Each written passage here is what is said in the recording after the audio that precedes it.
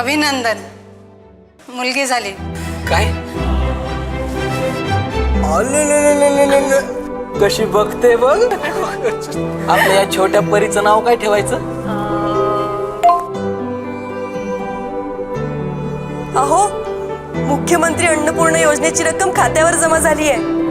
अरे वा, आपल्या लेकीचं नाव अन्नपूर्णा ठेवलं तर? एक नंबर नाव आहे. आणि योजना सुद्धा.